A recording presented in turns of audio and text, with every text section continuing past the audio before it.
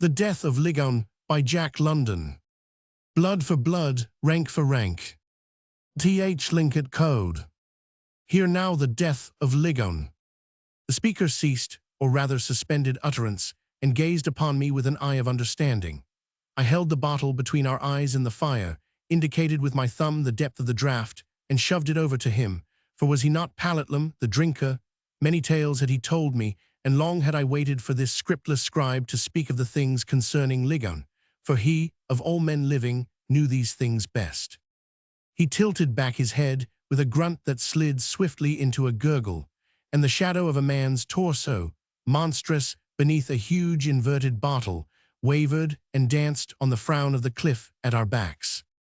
Palatlum released his lips from the glass with a caressing suck, and glanced regretfully up into the ghostly vault of the sky where played the wan white light of the summer borealis. "It be strange," he said, "cold like water and hot like fire. To the drinker it giveth strength, and from the drinker it taketh away strength. It maketh old men young, and young men old. To the man who is weary it leadeth him to get up and go onward, and to the man unweary it burdeneth him into sleep. My brother was possessed of the heart of a rabbit, yet did he drink of it, and forthwith slay 4 of his enemies. My father was like a great wolf, showing his teeth to all men, yet did he drink of it, and was shot through the back, running swiftly away. It be most strange. It is 3-star, and a better than what they poison their bellies with down there," I answered, sweeping my hand, as it were, over the yawning chasm of blackness, and down to where the beach fires glinted far below, tiny jets of flame, which gave proportion and reality to the night. Palatlum sighed and shook his head. "Wherefore I am here with thee." And here he embraced the bottle and me in a look which told more eloquently than speech of his shameless thirst. "Nay," I said, snuggling the bottle in between my knees, "speak now of Ligoun, of the 3-star, we will hold speech hereafter." "There be plenty, and I am not wearied," he pleaded brazenly, "but the feel of it on my lips, and I will speak great words of Ligoun and his last days. From the drinker it taketh away strength," I mocked, "and to the man unweary it burdeneth him into sleep." "Thou art wise," he rejoined, without anger and pridelessly. "Like all of thy brothers thou art wise. Waking or sleeping, the 3-star be with thee, yet never have I known thee to drink over long or over much. And the while you gather to you the gold that hides in our mountains and the fish that swim in our seas, and Palatlum and the brothers of Palatlum dig the gold for thee and net the fish, and are glad to be made glad when out of thy wisdom thou deemest it fit that the 3-star should wet our lips." "I was minded to hear of Ligoun," I said impatiently. "The night grows short, and we have a sore journey tomorrow." I yawned and made as though to rise, but Palatlum betrayed a quick anxiety and with abruptness began. It was Ligoun's desire, in his old age, that peace should be among the tribes. As a young man he had been first of the fighting men and chief over the war chiefs of the islands and the passes. All his days had been full of fighting. More marks he boasted of bone and lead and iron than any other man. 3 wives he had, and for each wife 2 sons, and the sons, eldest born and last, and all died by his side in battle. Restless as the bold face, he ranged wide and far, north to Unalaska and the shallow sea, south to the Queen Charlotte's, aye, even did he go with the cakes, it is told, to far Puget Sound, and slay thy brothers in their sheltered houses. But as I say, in his old age he looked for peace among the tribes.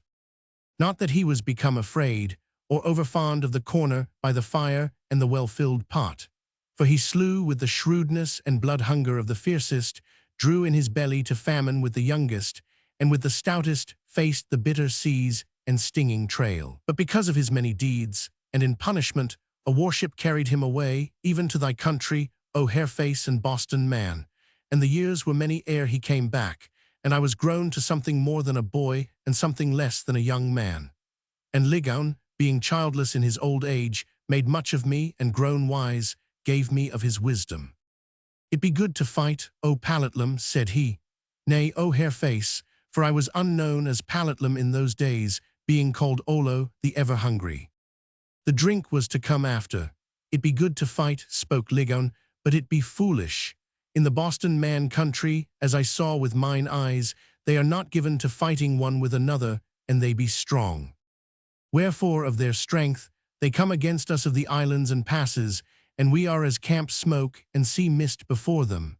Wherefore I say it be good to fight, most good, but it be likewise foolish.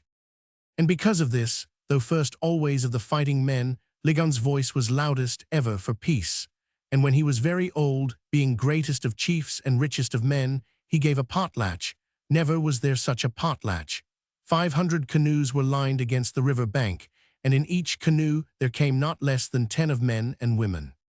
8 tribes were there, from the first and oldest man to the last and youngest babe were they there. And then there were men from far distant tribes, great travelers and seekers, who had heard of the potlatch of Ligoun. And for the length of 7 days they filled their bellies with his meat and drink. 8,000 blankets did he give to them, as I well know, for who but I kept the tally and apportioned according to degree and rank. And in the end Ligoun was a poor man, but his name was on all men's lips, and other chiefs gritted their teeth in envy that he should be so great. And so, because there was weight to his words, he counseled peace, and he journeyed to every potlatch and feast and tribal gathering that he might counsel peace. And so it came that we journeyed together, Ligoun and I, to the great feast given by Niblack, who was chief over the river Indians of the Scoot, which is not far from the Stickeen. This was in the last days, and Ligoun was very old and very close to death. He coughed of cold weather and camp smoke, and often the red blood ran from out his mouth till we looked for him to die. Nay, he said once at such time, it were better that I should die when the blood leaps to the knife, and there is a clash of steel and smell of powder, and men crying aloud what of the cold iron and quick lead. So, it be plain, O hair face, that his heart was yet strong for battle. It is very far from the Chilkat to the Scoot, and we were many days in the canoes. And the while the men bent to the paddles, I sat at the feet of Ligoun and received the law. Of small need for me to say the law, O hair face, for it be known to me that in this thou art well skilled. Yet do I speak of the law of blood for blood and rank for rank. Also did Ligoun go deeper into the matter, saying, But know this, O Olo, that there be little honor in the killing of a man less than thee. Kill always the man who is greater, and thy honor shall be according to his greatness. But if of 2 men thou killest the lesser, then is shame thine, for which the very squaws will lift their lips at thee. As I say, peace be good, but remember, O Olo, if kill thou must, that thou killest by the law. It is a way of the Tlingit folk, Palatlum vouchsafed half apologetically. And I remembered the gunfighters and bad men of my own western land, and was not perplexed at the way of the Tlingit folk. In time, Palatlum continued, we came to Chief Niblack and the Scoots. It was a feast great almost as the potlatch of Ligoun. There were we of the Chilkat, and the Sitkas, and the Stickeens who are neighbors to the Scoots, and the Rangels and the Hoonas. There were Sundowns and Tacos from Port Houghton, and their neighbors the Auks from Douglas Channel, the Nass River people, and the Tongas from north of Dixon, and the Cakes who come from the island called Kuprinoff. Then there were Siwashes from Vancouver, Kasirs from the Gold Mountains, Teslin men, and even Sticks from the Yukon country. It was a mighty gathering, but first of all, there was to be a meeting of the chiefs with Niblack and a drowning of all enmities in kvass.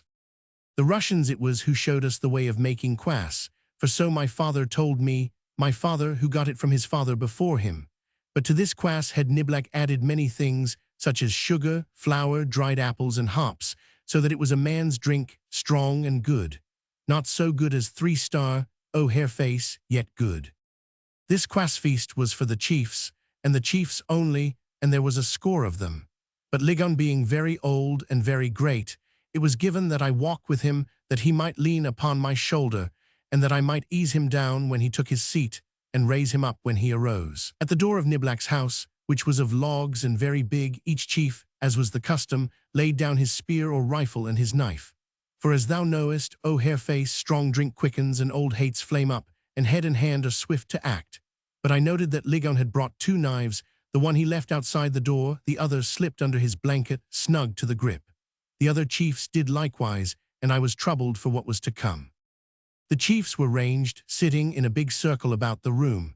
I stood at Ligoun's elbow, In the middle was the barrel of kvass, and by it a slave to serve the drink. First, Niblack made oration, with much show of friendship and many fine words. Then he gave a sign, and the slave dipped a gourd full of kvass and passed it to Ligoun, as was fit, for his was the highest rank. Ligoun drank it to the last drop, and I gave him my strength to get on his feet so that he, too, might make oration.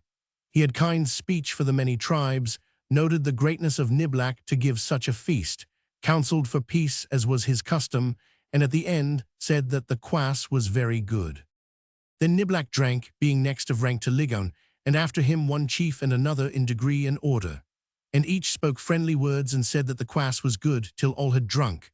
Did I say all? Nay, not all, O hair face. For last of them was one, a lean and cat-like man, young of face, with a quick and daring eye, who drank darkly and spat forth upon the ground and spoke no word. To not say that the kvass was good were insult, to spit forth upon the ground were worse than insult. And this very thing did he do. He was known for a chief over the Sticks of the Yukon, and further naught was known of him. As I say, it was an insult, but mark this, O hair face, it was an insult not to Niblack the feast-giver, but to the man chiefest of rank who sat among those of the circle, and that man was Ligoun. There was no sound.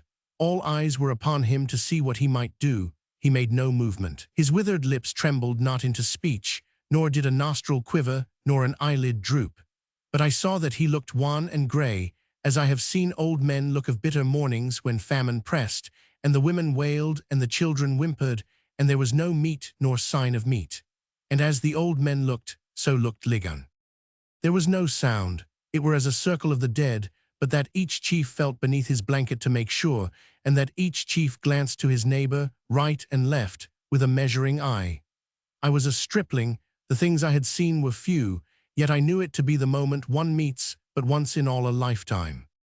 The stick rose up, with every eye upon him, and crossed the room till he stood before Ligoun. I am Opitzer, the knife, he said. But Ligoun said naught, nor looked at him, but gazed unblinking at the ground. You are Ligoun, Opitzer said. You have killed many men, I am still alive. And still Ligoun said naught, though he made the sign to me, and with my strength arose and stood upright on his 2 feet.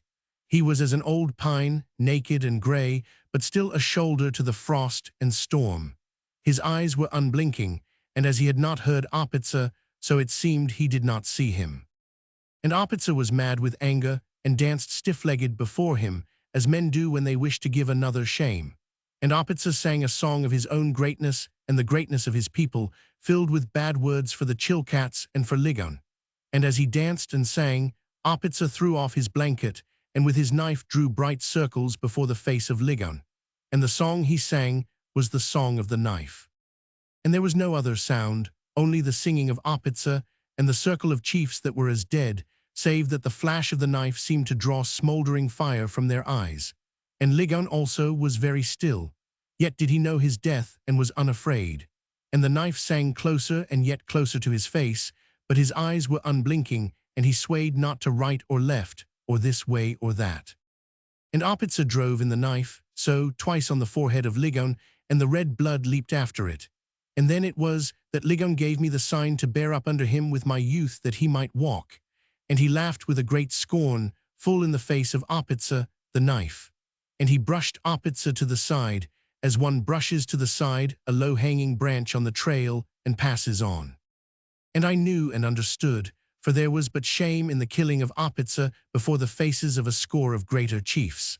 I remembered the law, and knew Ligoun had it in mind to kill by the law, and who, chiefest of rank but himself, was there but Niblack, and toward Niblack, leaning on my arm, he walked. And to his other arm, clinging and striking, was Opitzer, too small to soil with his blood the hands of so great a man. And though the knife of Opitzer bit in again and again, Ligoun noted it not, nor winced. And in this fashion we 3 went our way across the room, Niblack sitting in his blanket and fearful of our coming. And now old hates flamed up, and forgotten grudges were remembered. Lammock, a cake, had had a brother drowned in the bad water of the Stickeen, and the Stickeens had not paid in blankets for their bad water, as was the custom to pay. So Lammock drove straight with his long knife to the heart of Clockcuts the Stickeen. And Catchahook remembered a quarrel of the Nass River people with the Tongas of north of Dixon, and the chief of the Tongas he slew with a pistol which made much noise. And the blood hunger gripped all the men who sat in the circle, and chief slew chief, or was slain, as chance might be. Also did they stab and shoot at Ligoun, for whoso killed him won great honor and would be unforgotten for the deed. And they were about him like wolves about a moose, only they were so many they were in their own way, and they slew one another to make room, and there was great confusion. But Ligoun went slowly, without haste, as though many years were yet before him. It seemed that he was certain he would make his kill in his own way ere they could slay him.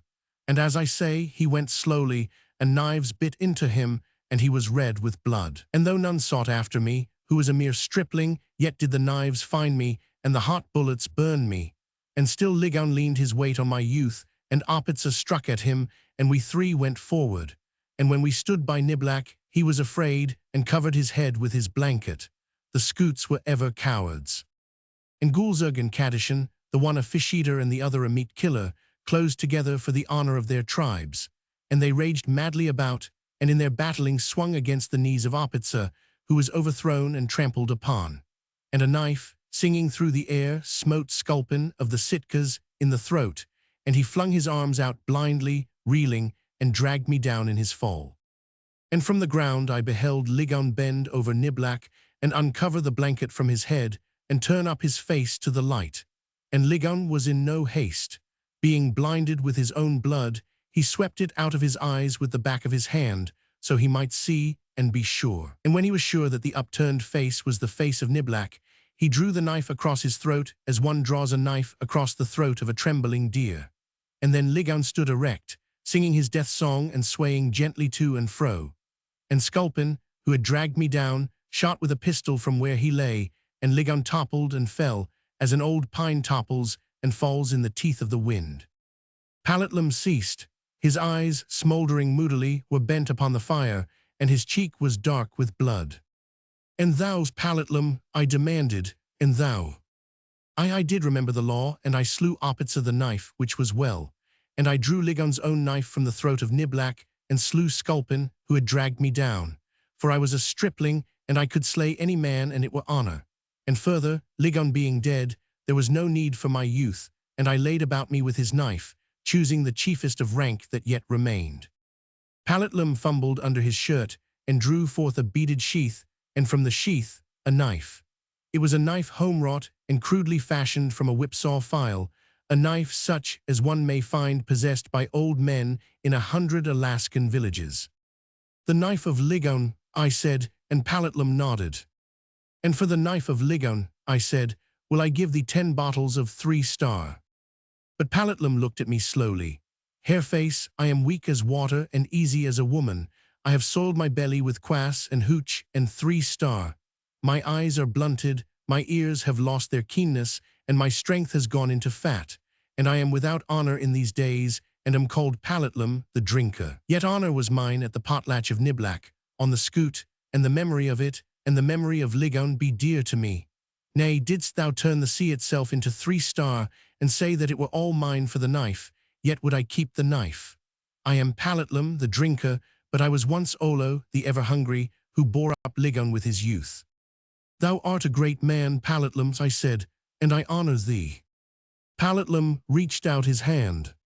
"The 3-star, between thy knees, be mine for the tale I have told," he said.